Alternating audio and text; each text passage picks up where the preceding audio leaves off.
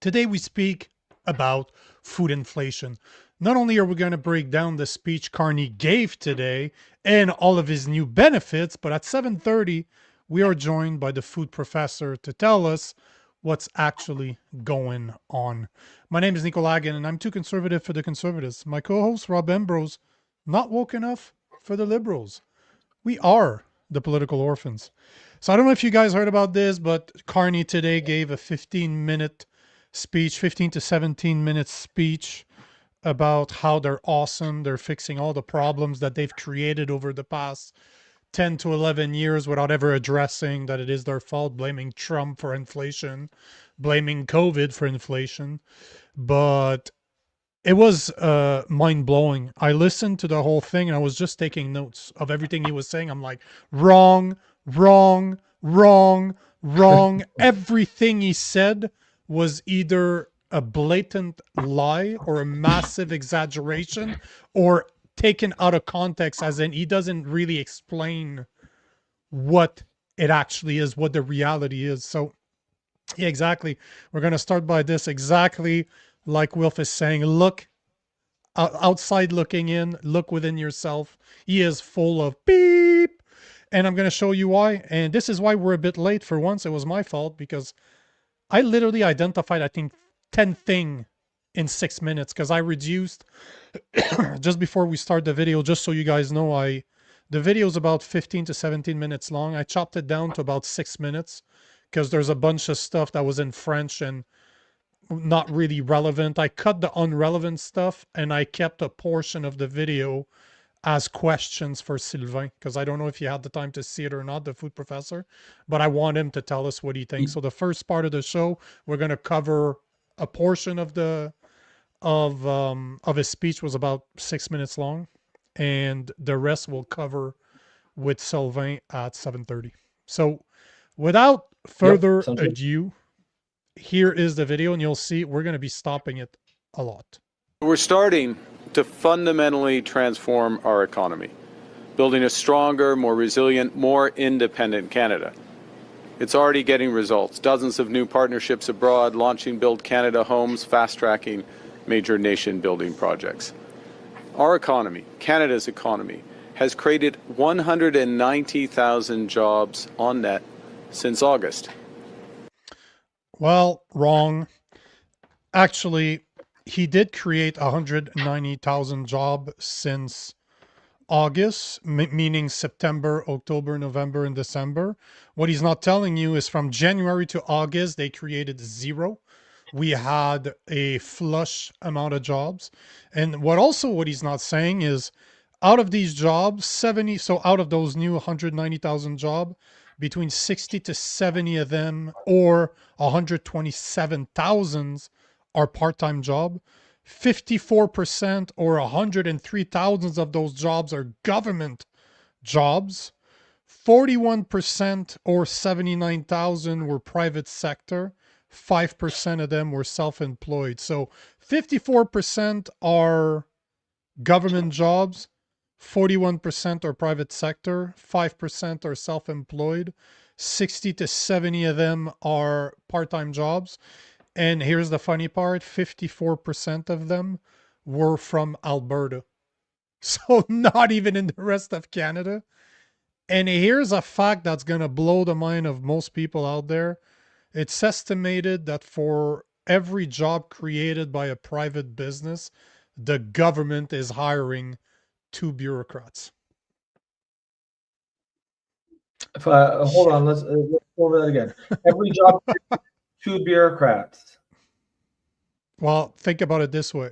So what they're saying is that over the bureaucrats is one of those jobs. no, you're not getting it. Over the past few years, it's become standard in Canada that for every job that is created by the private sector, the government hires 2 bureaucrats. Well, that seems unsustainable. I guess I'm not an economist. You think? Call me the master of understatement. Jesus. To me, honestly, I just I feel like that's the only language I can really be effectively talk about what's going on now is just like, well, that just seems like really terrible policy. That just feels it like is. It's not sustainable. It's a recipe It's for not disaster. Sustainable. Yes, My exactly. 2 cents. Nico, can you share? Yeah, I actually where you got all those stats from? that as well. Hey, that would be a shit ton of work, but most of it comes directly from Statistic Canada. Like 99% of the jobs that I'm good. If I'm not mentioning where they're from, it's all from Statistic Canada. I use government statistics in order to make my point.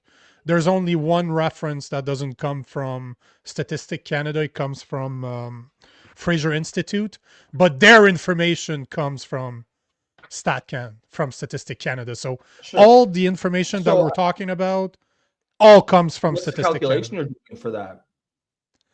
Are What's that? you just looking up jobs and then looking like jobs increases and then looking up how many government workers have been hired? And that's the number, right? 2 to 1. All those reports exist. It's just a matter of digging for them. And this is the beauty of having AI, right? You're capable of going through massive amount of numbers, but I confirm everything that I talk to you about. I don't come from one source. And I know most of those numbers I already knew. I already did the research myself through StatCan, and I just reconfirmed them now because I didn't do it in December. So they changed the numbers. Now let's continue the video because we're like 10 seconds in absolute terms. That's more than the United States over the same period. We have the right plan. The world is knocking at our door and momentum is building. Bullshit. But as the Minister of Finance just said, the biggest payoffs will take time. And many Canadians are feeling the pressures right now of everyday expenses. Canadians need a boost today and a bridge to tomorrow. And that's why Canada's new government has been relentlessly focused on making life more affordable for Canadians. On day one, we canceled the consumer carbon tax, bringing down gas prices by 18 cents a litre. We're going to take a little break there because they did not cancel the consumer tax. They brought it down. It's still part of the law. We've covered this so many times. They can bring that back up anytime that's important. they want. But you know what's interesting about his statement is that he said that now Canadians are paying 18 cents less and that's an important thing to mention. Go ahead. Yeah, but what I was going to say is that it's the first time that they admit that it's 18 cents a liter, because Trudeau for years, and I'm going to quote here, Trudeau for years have said that the tax, talking about the carbon tax, puts money back in the pockets of Canadians via the climate action incentive rebate. And 80% of Canadians are better off financially through the carbon tax. Now we have his economic advisor admitting that, yes, it did reduce. It did cost us 18 cents a liter more, the carbon tax. And they didn't cancel it. They just swiped it down. Slid it to zero. Yeah, I mean, that's, it's an important part of the puzzle. I mean, so yeah, it's important, I think, to sort of discuss the nuances of this, because it's a lot of people don't, I think, get enough in the weeds where they hit top level understanding of every issue, and in order to understand a lot of these issues, you need that deeper understanding of what's going on, because it's in the nuance where the true problems appear, right? And that is exactly why I spent hours today going through the speech and questioning everything he was saying, because I knew them to be wrong. So I have a bunch of other ones, so let's continue. We then cut taxes for 22 middle-class Canadians, saving a two-income family up to $800. Did you hear that? He saved money for 22 families. Obviously, it's a mistake, but he can't even get his stats right. Listen to this again. 22 middle-class Canadians, saving a two-income family up to $840 this year. We've cut taxes.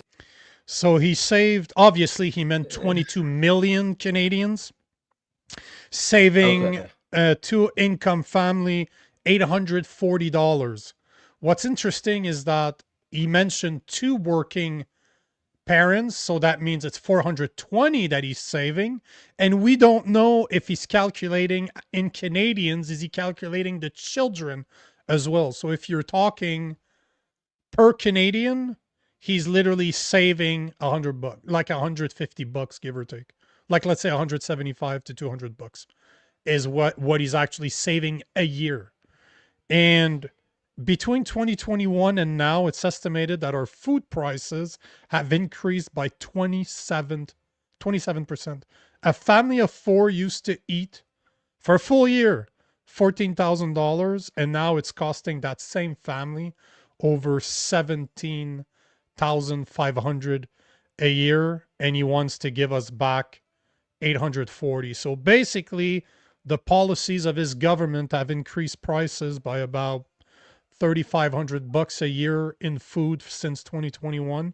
He wants to give us back 840.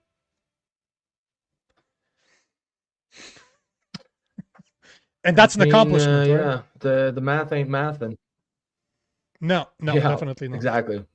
For first-time I don't home know buyers, if it's anything to brag saving about. them up to $50,000 on their first home purchase. He talks about cutting taxes on first-time home buyers, saving them up to $50,000. You will save $50,000 if your house is worth $1 million. The trap is that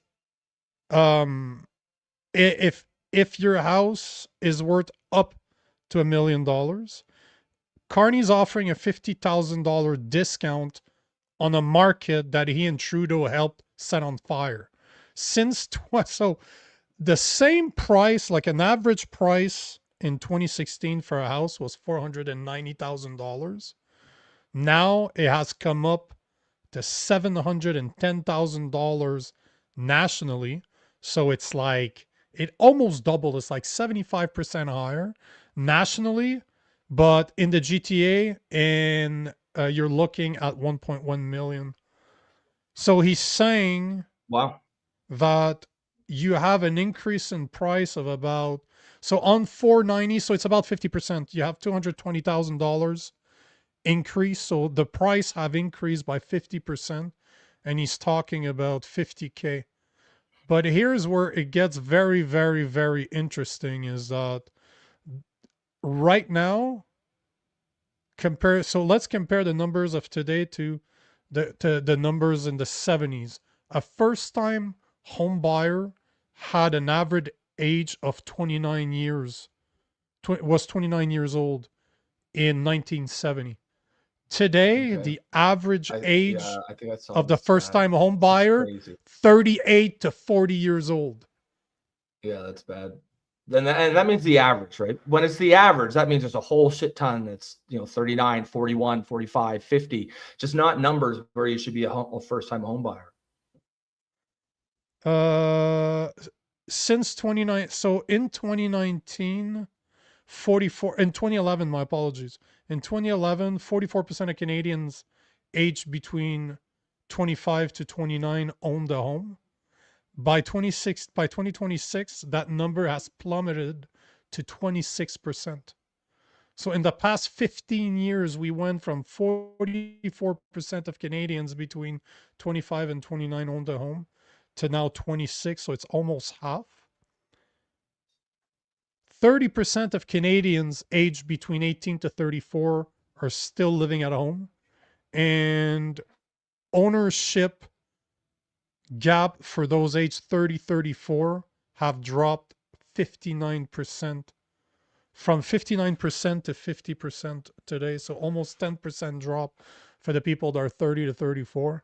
And that's around the first, my first house was about that, like between 30 and 34. So yeah. So you see how he does this the whole way through. He says things, but he doesn't actually explain what they mean. But it's absolutely insane when you look at the numbers. Yeah. Out east, we've created 100 cutting them. Sorry, man. Yeah, I was just playing the video.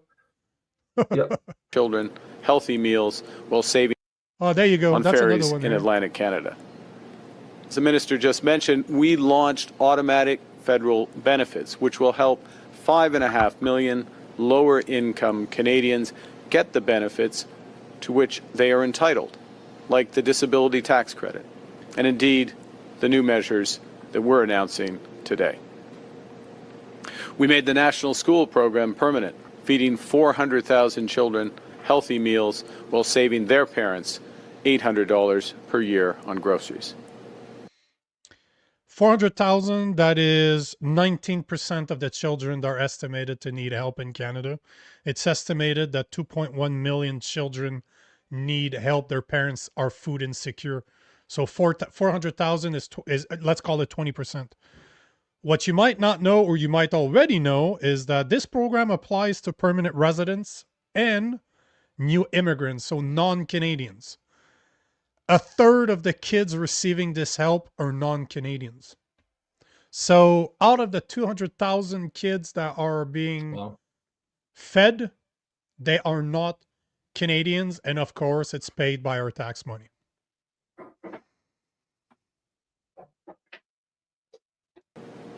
We also have a series of initiatives that will improve affordability by making structural changes to our economy.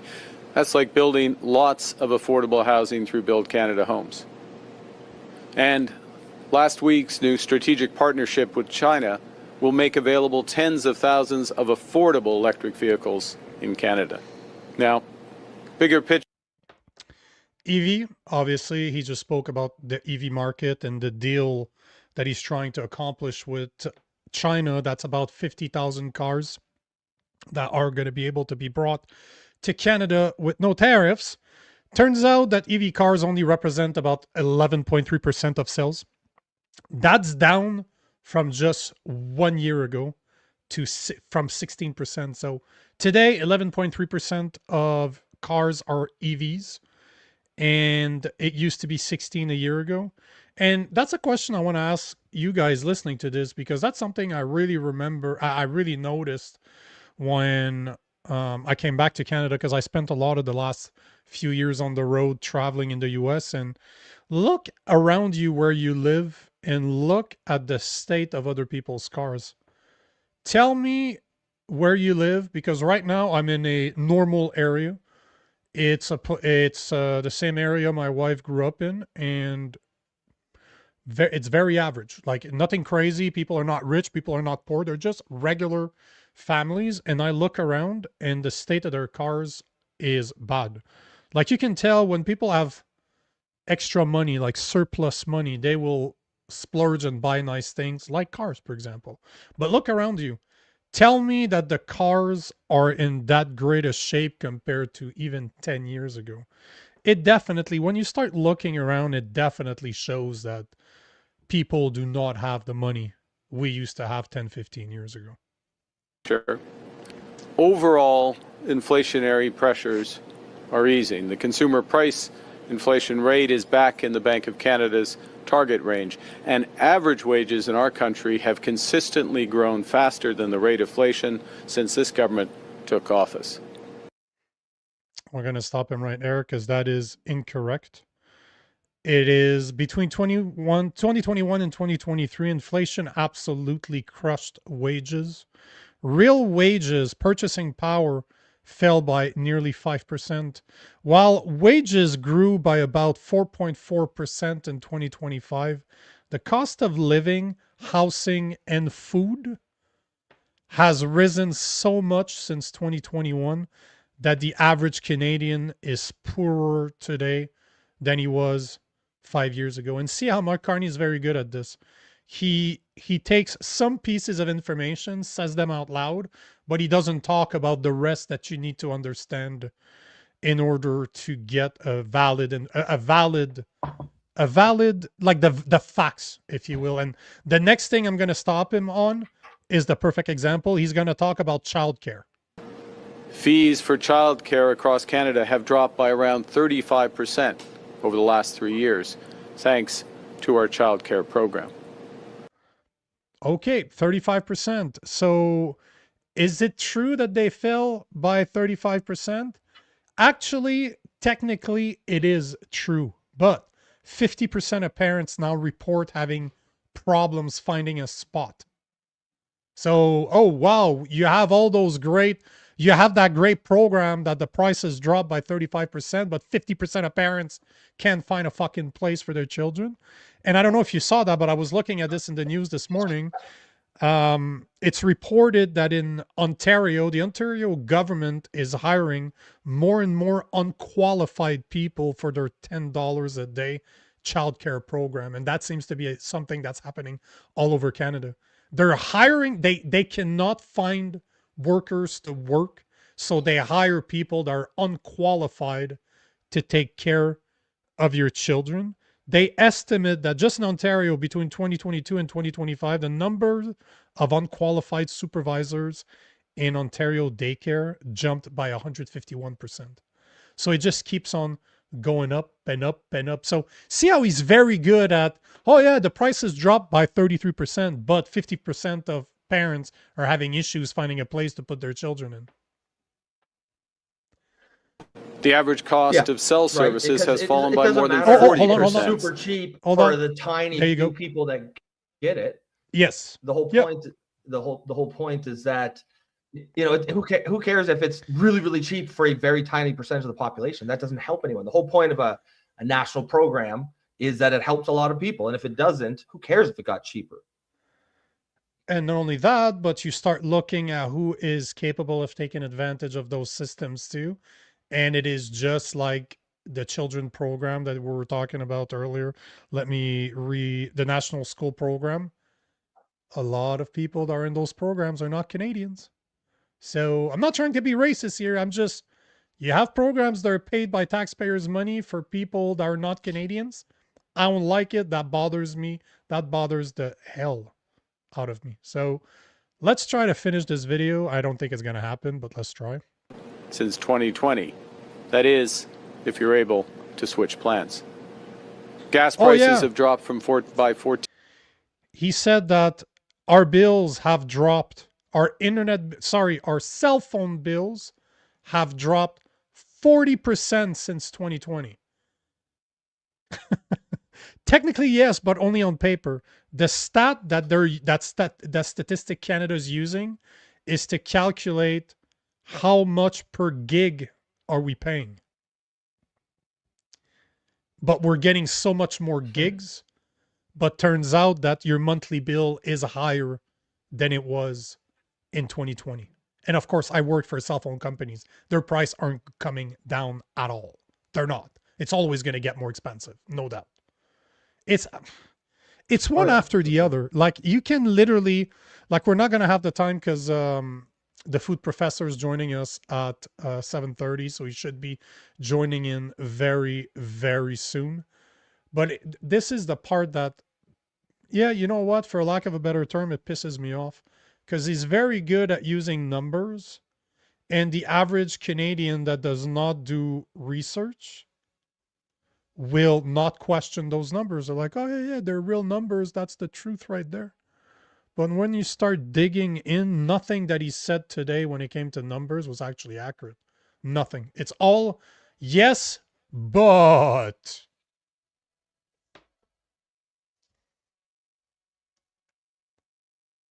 Yeah. So, and obviously the but is where the, you know, it's where the fine print is, as they say.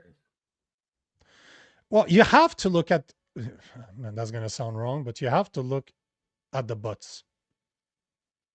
Obviously, the buts in his speech, not the buts you're thinking of, but you have to look at the buts because it does matter. You don't need to explain to us what you do on the weekend. But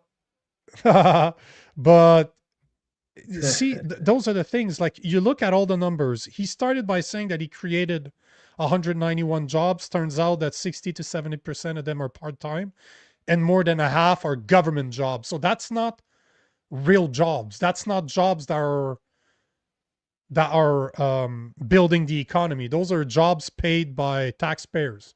So it's more taxes that are needed to pay for more bureaucrats. I see that our guest has arrived, Mr. Sylvain Charlebois. Yeah. Can you hear us? Thumbs up if you can hear us. Well, there we have it. We are joined by Dr. Sylvain Charlebois, aka the food professor. to speak about exactly what we've been talking about, just to go into more detail, the food inflation. What is food inflation? What does it mean? Is it real? Is it all Hey, Sylvain, how's it going? just, Hey is it Rob, how's it real? going? Good. I have a question. Is your Not too hat bad, brother. real? And how much did Oh, you yeah. pay for that? Yes, it is real. I get Oh, yeah. comments every single time I wear it. Yes, because you know what LA it is. It's from Dodgers. the Nordic. Of course, absolutely. Yes. Go Nordique, go. And I don't think they'll Yes, come yes, back. of But course. anyways, because I, You I, know, I was Sylvain, for holidays. My wife is from Quebec City, and we always have this debate. And because we go to the Grand Marché, which is right next to the Centre Videotron, which is yeah. really a big white elephant because, well, it looks like a big white elephant, and it hurts people in Quebec for sure not to see their beloved Nordic, but I don't think they'll ever come back. I mean, it's just the money's out of reach for a city Oh, like yeah. Quebec now. I don't think we'll be back. The- No. My, you know, I'm No. not, I'm not even the biggest fan of hockey. It's just that my grandmother, I'm the only boy of my generation. I have like 7 or 10 cousins. They're all females. And I was the only one watching hockey with her growing up. And her favorite team was the Nordique. And about 3, 4 months ago, I was at the store. They had one left. It's a company that just bought old logos, the rights to old logos, and they print stuff. They had one. I was like at a Winners or a Yeah. Marshall looking for something. There's one hat That's hanging. I probably good recognized business. it from afar. I just grabbed it. So, I but I like the get, last in October. I was in Colombia, in Medellin, Colombia. It's not a resort town. It's not a touristy town, and I saw a guy wearing a Nordique shirt. yep. And so I had to go and see him. I said, "Where did you get that?" And it was he's a person from Canada. It was an English Canadian, and he said he bought it at a store, and he was wearing it. He was actually on an exchange. He was a student on an exchange program in Colombia. So you see those shirts all over the world, really. It's a nice logo. So, I beg to first differ. thing, well, it's a good thing I'm not asking your opinion. That's not why. That's why I'm That's on your not show. why. You don't need my opinion on anything. I don't need your opinion on the logos of the Nordique, but I definitely want to have your opinion on on Mark Carney's address, because one of the things that I know Pierre Poliev is talking about all the time, he even reposts some of your stuff, is food inflation. Food inflation. Canada has the highest food inflation in the G7. And today, Mark Carney had an address, like a 15-minute address. That's what we were just talking about. There's a couple of videos that I took from it that I'd like for you to look at. But I've let's, seen the presser today from Prime Minister awesome. Carney, and last week was really interesting because on Monday new inflation data came out, and obviously media will go to experts. I've noticed it. They go to experts that would actually qualify numbers as less concerning, and they will downplay the impact of inflation. So mostly liberal academics. But then, so I You look don't at the say. numbers. I look at the numbers, and then I start to look at numbers across around the world in the G7. And I was the one that came up, of course, with the ranking, placing Canada as the country with the highest food inflation rate among G7 countries. And it stuck. This time it actually stuck. And a lot of people on the Tuesday, Wednesday, people started to say, well, hold on a second. Things aren't really that rosy in Canada. Actually, we have a problem. We have a food inflation problem. And it got picked up by a lot of people, including Pierre Poilievre. Well, you know, I was sharing a number earlier. I'm just looking for the number right now. They were saying that since 2020, I just want to make sure, since 2021, it is estimated that our food prices have increased by 27%. A family of four used to spend about $14,000 a year on food, and now it's estimated that it's up to That's all. 17,500. So, That's all is that accurate. accurate? Yep. That's accurate, huh? Yep. So, can you explain to In our us report, it's what, in Canada's food price report. It's all there. why is it? Because that's the part that most people don't want to address, or at least don't understand, is why is it happening here in Canada and it hasn't been the same in the US. It hasn't been the same in any of the other G7 countries. Because what are we, like twice the Americans, and the Americans are second worst in that G7? Is that right? If last week's, I mean, that's why last week on Monday, I was really, I was upset because nobody was picking up on what was actually going on here. We have a problem, and nobody was alarmed by the numbers that were released by Statistics Canada. There were two shockers in my view with last week's numbers. One, Japan. Japan, 80% of what's consumed in Japan is imported. They don't produce a whole lot of food.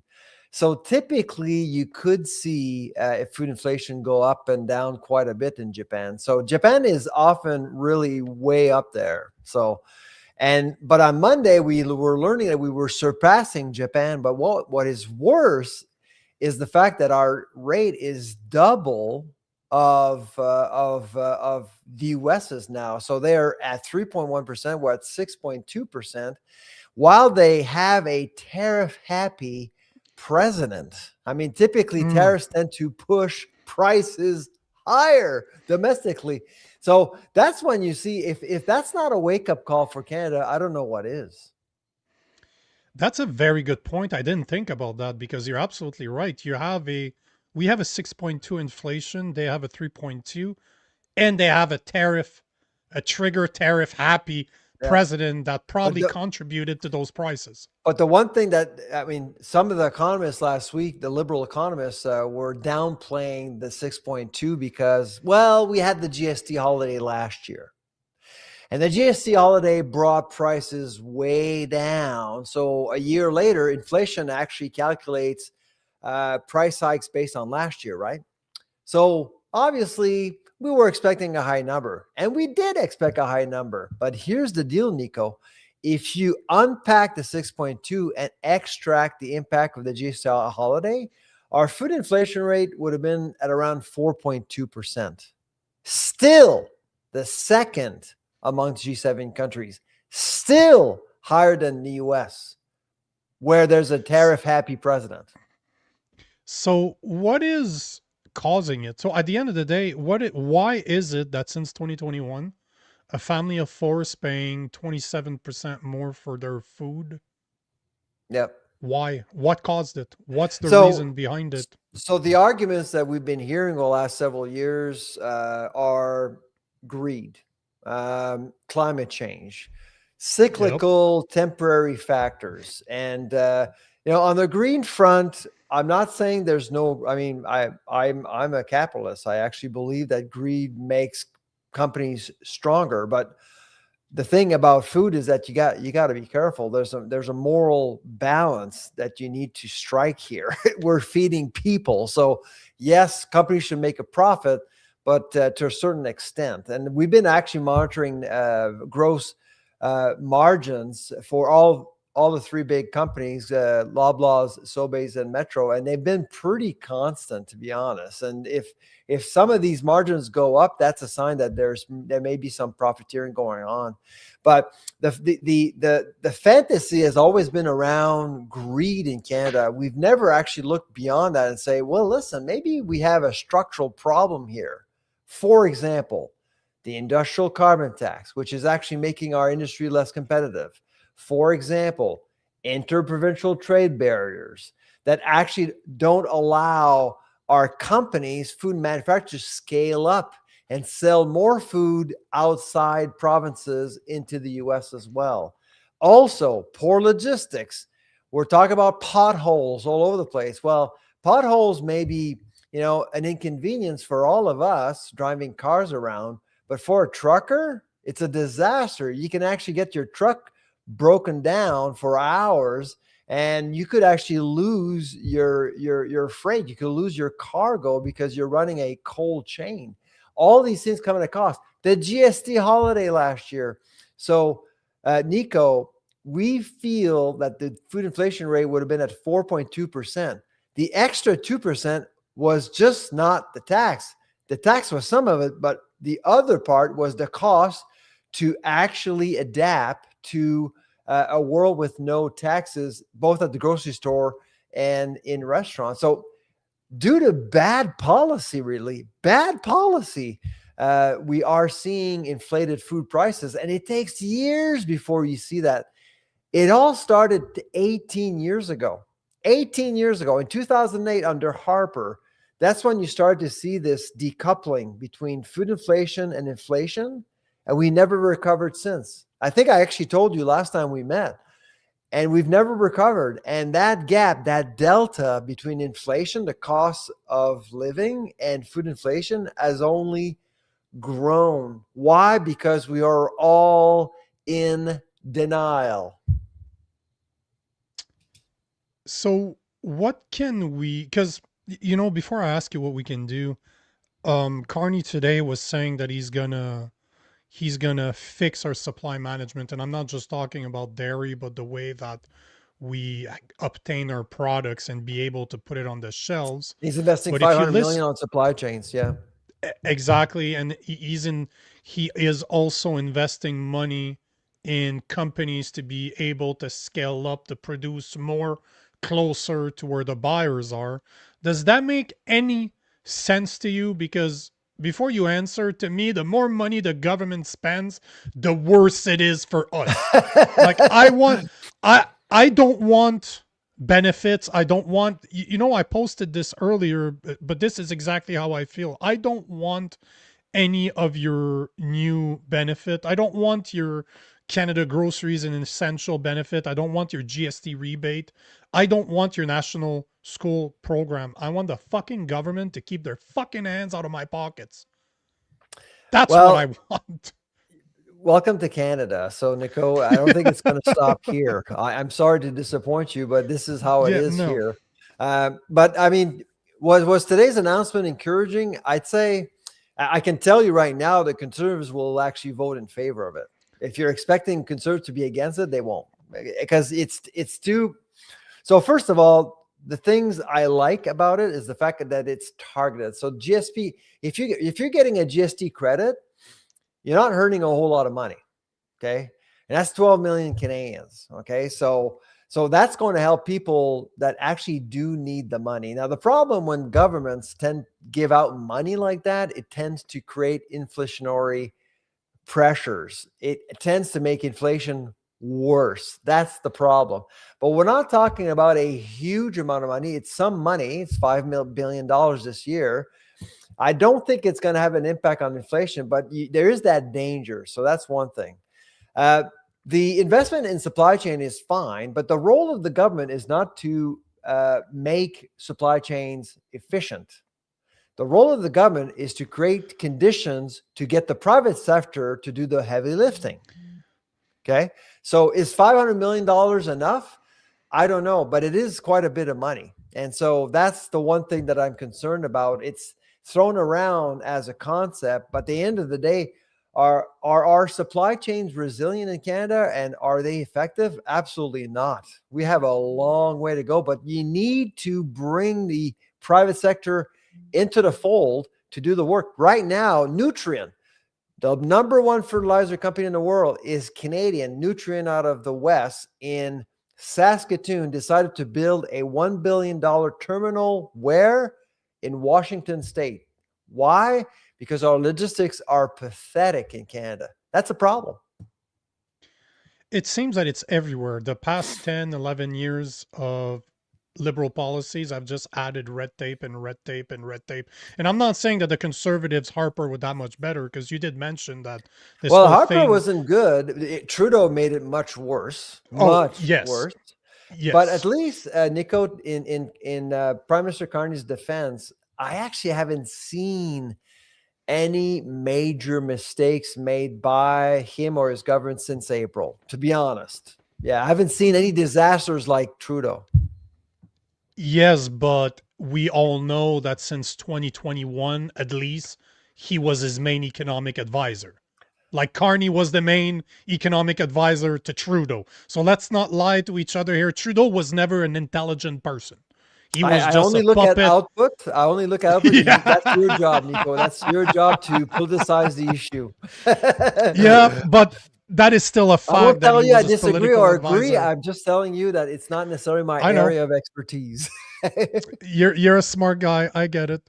So the thing is this fixable? At the end of the day, is it possible to fix? Let's say that you had all the tools in the world to make a change. Is it possible to make it better, or is it gonna get a lot worse soon? It's going to get worse for sure. Like I'm expecting next month to get even numbers aren't going to be good. But we are expecting prices to rise this year by 4 to 6%. So it's not going to get better, but over time, I do think that we need a government with a vision for the agri-food sector in general. We haven't really seen that, honestly, ever. To be honest, so whether it was the conservatives or the liberals, we've been heavily relying on the United States for our processing. And I've always said we need a strong processing sector in Canada in order to become more autonomous and be in control of our supply chain. So that's missing. And frankly, I haven't seen a government committed to that yet. I'm hoping that at some point the current government will do that, or any government will do that. But until that happens, we can't really say that Canada is an agri-food power. It's an ag commodity powerhouse, but not an agri-food powerhouse like Brazil, for example, or of course the United States. But right now, I'd say I know there's a lot of chatter about China and the US and Carney going there and making a transactional deal. I think it was needed. You needed to actually allow canola to flow, to grow our economy out west. We needed a deal for our lobster harvesters. My only concern right now, and I actually met a couple of business folks over the weekend about what happened in the last couple of weeks. My only concern about what happened in the last couple of weeks is that I do think diplomatically that Prime Minister Carney went a little too far in moving away from the U.S. And that's going to cost us dearly, I suppose. I was at Purdue University in the fall, and one wise person told me, listen, tell your Canadian friends to stop paying attention to Lutnick or Trump, but start paying attention to Scott Bessent, the Treasury Secretary. And I've been doing that since. And every time he spoke, things happened. And this weekend, Scott Bessent was not kind to Prime Minister Carney, not 1 minute. And that's a big concern for CUSMA. Yeah, that's what worries me the most, because it's between 950 billion to $1 trillion trade deal between Canada and the US. 76% of our exports. You can't replace the US no matter what. And I know a lot of people No. don't like Trump and don't like the US, but at the end of the day, it's impossible to replace the US. So we have to work with them. But I do think that Prime Minister Carney, with using words like New World Order, strategic partnership with China, diplomatically, those are really heavy words with dear consequences. So and Prime Minister Carney is a smart man. He knew what he was doing. I think he wants to position Canada and himself as the leader of the anti-Trump world, which is fine for him, I guess, and that group. But for Canada economically and from an ag policy perspective with agri-food, it's a really risky game, very risky game. Yeah, especially with a president, love him or hate him, that will throw his weight around. Like, he has the big swinging dick, like we've been saying, and he's not scared to use it compared to the other presidents in the past decades. And that's the big difference, is that he doesn't care. Oh, you want to do that? That's fine. That's fine. Wise, yeah, I think he I mean, your assessment on policy is bang on. I actually do think that he doesn't really care at all. And but he doesn't care about globalization. I mean, Lutnick said it in Davos many times. He believes, and I think he was speaking on behalf of the Trump administration, he believes that globalization is a failed policy. And I don't agree with that, but they believe that, and that's really not a good thing for Canada, because we have benefited from globalization, because our number one buyer is America. I mean, everything you see around you in Canada, 60%, 65% of everything you see, houses, buildings, hospitals, schools, roads, bridges, everything is due to the money that came from the US. Don't forget that. You cannot forget that. I can't disagree with you. It's, to me, like you said, Carney's not an idiot. Carney's a very smart guy. I read his book. I listened to what he say. I don't agree with him. He is evil, if you ask me personally. But he is. But one thing you cannot say is that he's an idiot. He's not Trudeau. He's definitely not Trudeau. That guy knows what he's doing, and the words that he's been using, like strategic partnership, he said that on purpose to irritate Trump. He But the one knew. thing that happened today, Nico, just to go back to today's announcement, Yeah. I did get a sense that we're slowly going back to the Yes. Trudeau era of slogans and political theater. You know, we're going to give you a grocery benefit. Yep. That's important. It's not a grocery benefit. It's a GST credit, and you can do whatever you want with that credit. You can buy groceries if you want. You can do other things with that. But again, what I saw today in a grocery store, you know, talking about food, I saw Trudeau there, and to me, Yep. oh my goodness, are we going to go through a campaign Yes. again with Yes. slogans and things like that? I don't think. I mean, I have faith in the Canadian people. I actually think the Canadians are smart. They're not easily duped, and I do hope that that Canadians will actually call him out for, you know, for using props, and I think we're beyond that now. And removing all the prices. Did you notice there was I did. no price of any or the article, all the fruits and vegetables, zero. Grocery in Ottawa is free. And especially he had avocados in the background, so you know Yeah. that would have been 3 for $10. Obviously, he was not sharing that, but just when you know that his team went in to prep the store and remove all the prices, that reminded me of Trudeau. That is Trudeau 101 right there. Oh yeah, absolutely. So I was a little disappointed because I see Carney as an intellectual and someone who's refined and will be authentic. But I started to see the liberal flavor affecting the Carney image a little bit. So I don't know if that's going to continue or not. But anyways, whereas Pierre Poilievre, he's been pretty consistent, you know, and frankly, I just hope that Pierre Poilievre will stop attacking Trudeau because he's, well, not in government anymore, and start focusing on Carney and his cabinet, really.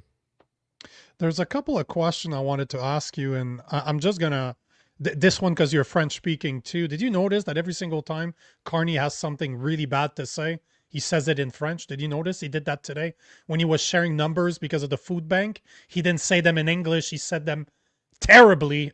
Many has a terrible French, No, but he he's said not, it. he's not good in French, no. But have you noticed how he switches from French to English? And every time he speaks I must French, say I have not. I have not. No, you noticed that? Pay attention. Oh yeah, he did it like 3 times today, and every time he did it, it wasn't good. He shared numbers like the 2.1, 2.2 million families that are going monthly base, if I remember correctly, to food banks. And then in English, he says, I'm going to invest $20 million. But he doesn't say that $20 million is a joke. You're talking 2.2 or 2.1 million, I think, right now. And Food banks I've is heard saying some on the monthly criticism view. about the 20 million given to food banks, and you may disagree with me, Nico, but I'm a big supporter. My wife and I we give the food banks. We were big supporters of food banks. I actually think they're a miracle of the human spirit. What they do with little money is unbelievable. I've been to food banks. I've actually been to their conventions. These people are unbelievable. With $20 million, they can do what a government program can do with 150 million. It's just you optimize the impact of that money, and you and I can't do what they do. They can actually make that money work quite a bit. And so really, frankly, I think the $20 million was money well spent compared to the $5 or $9 billion that the entire program will cost over the next several years. it's one thing we do heavily was to give our time in food banks, Oh, organize absolutely. lunches, like If actually you can br- give, collect and it, food, yeah, actually organize them give in money. bags. Food is Yeah, great, but if you give money, they can stretch that dollar 5, 10 yeah, times more than you and I can. That's the thing about food banks. They have a huge network. They can go to a yeah. manufacturer, they can go to a grocer and buy tons of food. So if you want to give a can, great. If you want to give money, that's even better. I wanted to ask you because that's something. There's three things I wanted to mention slash ask you because earlier you were saying that the canola oil. It's a good thing that Carney is trying to make a deal with China, but on the other hand, it's a terrible deal for Canada. I understand that canola oil needs China because they buy something like 40% of all canola, yet our biggest customer is still the US at over 50%. But the deal that he's making is just terrible because you're talking about what I think it was something like $16 billion a year maximum that canola oil is worth altogether. Our EV market is estimated to be at least $50 billion, especially with the 2035 mandates that Carney wants to put in place.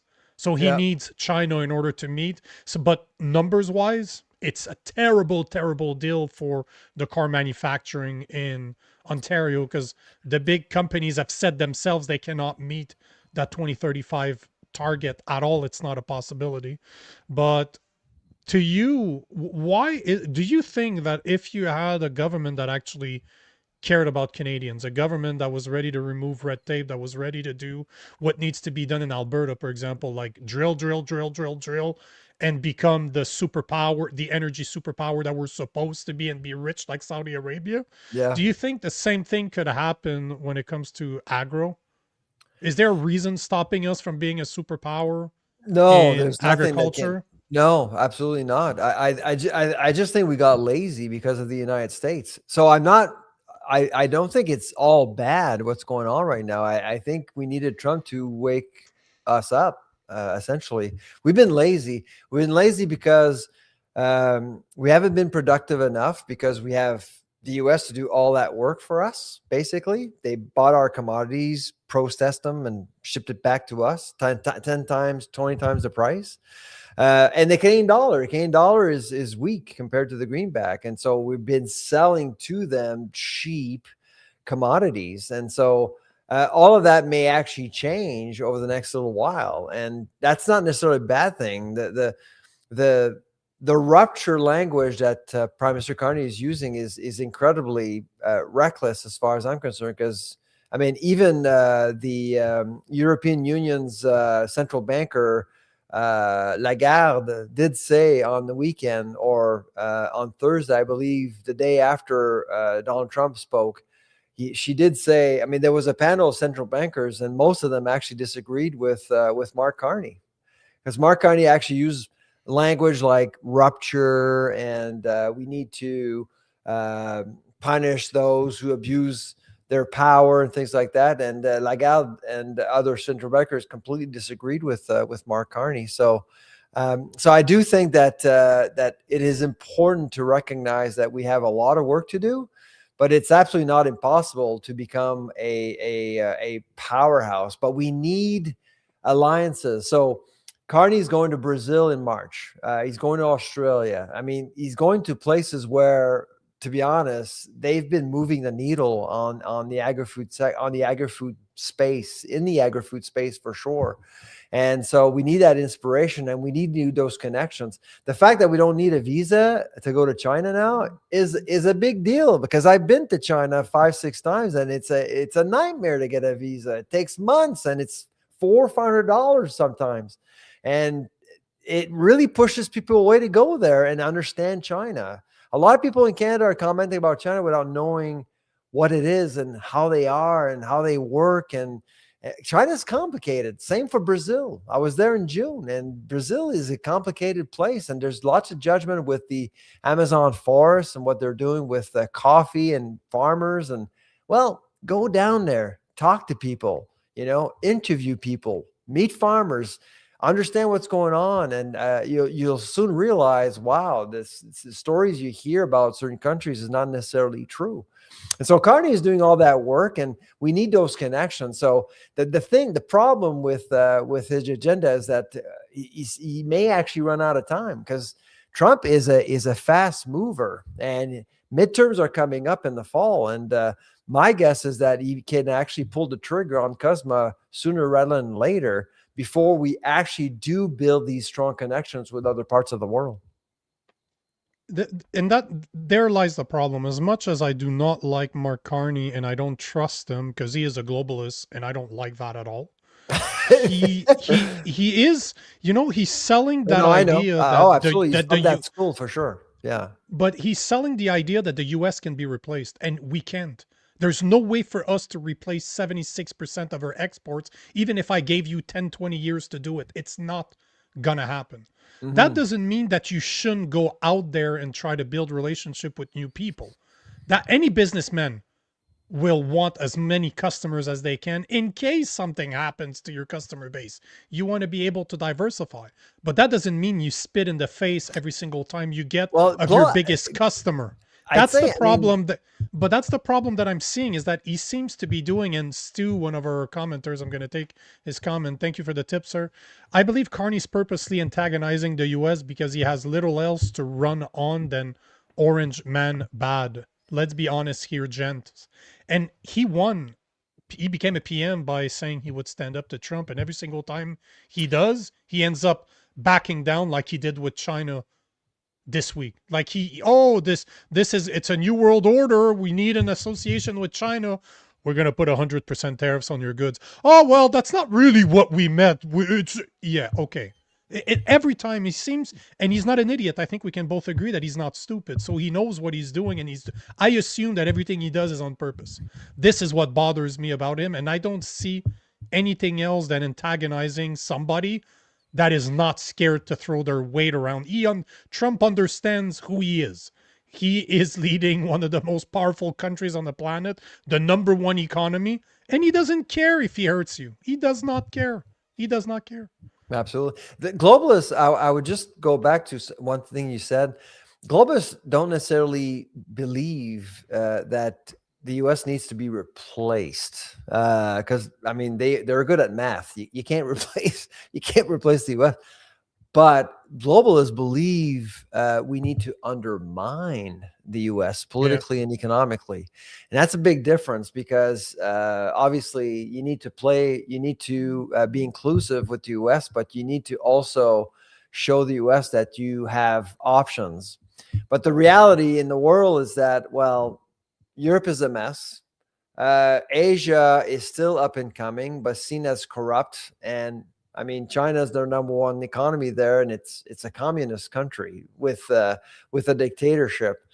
That's not a good start, And so right now, Trump keep that one on.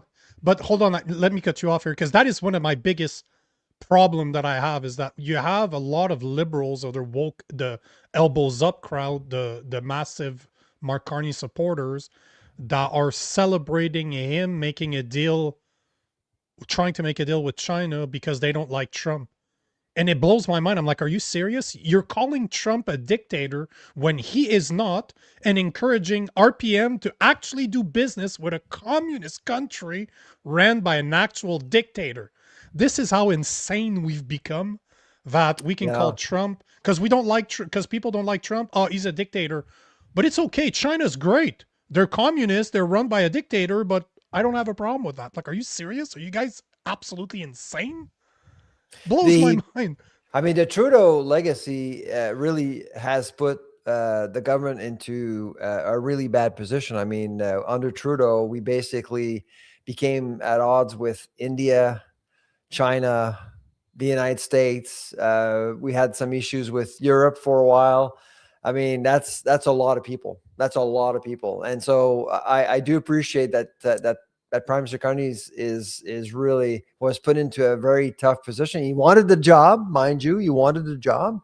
But right now, what I'm seeing is a thawing relationship with China, which is a big deal. And we should be pleased with what happened in China, not because it goes against the US. It's because I believe it gives Canada more options. Basically, I think that's why we need to be happy about. And for people who are judgmental towards the US, I mean, what's important here is to be as rational as possible. This is not about one person. This is about America. And I know I have many American friends. Americans are good people. They're good people. And they have a really, I would say, a strange and divisive political system with two parties. And that's what happens when you have only two parties and you're constantly in an election. You elect sheriffs, you elect judges, you elect senators, representatives, the president. Everyone's elected every 2 years. There's an election, and so things are complicated in the U.S. And of course they've had their fair share of racial conflicts. There's social unrest all the time in the U.S. And so I think we really, from a Canadian perspective, we need to be a little patient here, because Trump is the result, is the product of a very divided country. So yes, the Americans did elect Trump, but America's divided. And so they're trying to, I know many people who vote for Trump, but hate him. They hate him. They can't stand him, but they couldn't vote for the alternative either. So Yeah. I urge Canadians to get educated, understand America before judging, orange man bad. I spent half my time in the US, so I know how Americans are. And, as much as we don't seem, and when I say we, I'm talking about Canadians and a lot of the people that are Mark Carney supporters that seem to believe that being Canadian is not being American. That's their definition of being a Canadian now. I don't see, Canadians might hate a lot of Americans, but the average American actually like Canadians.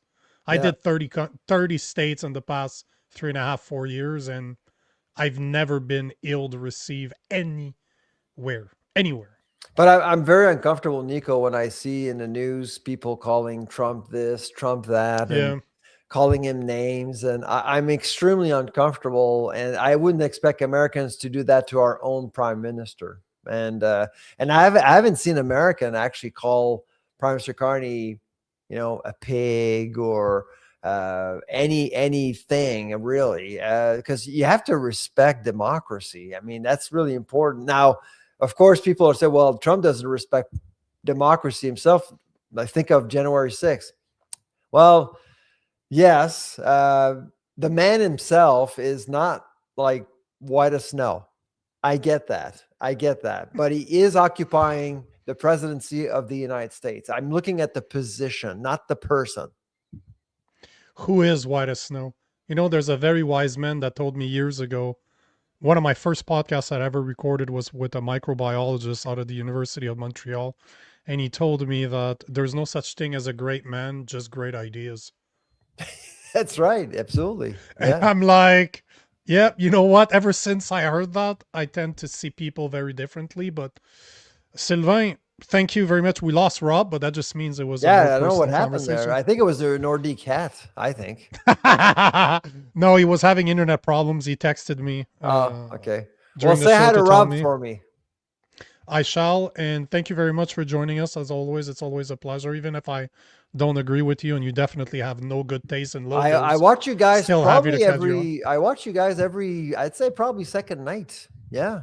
You guys are Really? entertaining. Yeah, absolutely. That's You the may whole want to point, put it right? down on the swearing there, but that's okay. I mean, it's your show. You can do whatever you want. It's how we are. It's not I know. forced. I know. It's the caller. There's some episodes that we don't swear. There's episodes that it just won't stop. It's all about the mood, I guess.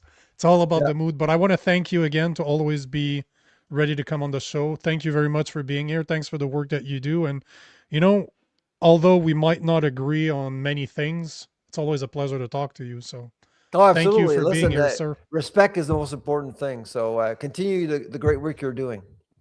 Thank you very much. Same to you, sir. Take care. Have Bye-bye. a good day. Guys, we're having some issues. Obviously, we're having some issues with Rob, but seems like we did very well without him around. So thank you for joining. Thank you for being here. Thank you for your comments. And if you're interested, guys, it's all about showing up. It's all about coming back. Yes, we have a QR code that you can bring. You can buy us a coffee if you want. Same thing as Stu. You can give us a tip, or you can become one of our monthly members for $2.99 a month on YouTube. It's great, awesome if you do. But at the end of the day, we just want you guys to keep showing up because we want to have those conversations. We want to be able to have the conversations that most mainstream media will never have and other content creators won't have. And to kind of prove my point, I'm just going to take this comment. 1AB NDT saying thank you for having the CCFR on. I'm a gun owner. So, of course, luckily I have contacts and I'm able to get them on. Same thing, we had the NFA last week, which was great too. So we're always going to have those great guests. And hopefully you guys are enjoying it as much as I am, because it's hard for me to believe that I get access to all of those people just because I have an audience and I ask. So I wouldn't do it if it wasn't for you guys. So thank you for being here. Thank you for everything that you do. And guys, we will see you tomorrow at 7 p.m. We do have another guest at 7:30 tomorrow. Jason Levine is going to join us to speak about his tour that he's been doing with Bruce Party and Nadine Wellwood around Alberta. And we're also going to talk about Alberta independence, how it's been going, because I don't know if you guys have seen the videos everywhere, but the people that are trying to have their voice heard to vote are insane. So guys, tomorrow 7:30, Jason Levine's joining us. Until then, I wish you a great night. Thank you for being here, and we shall see you tomorrow. Peace.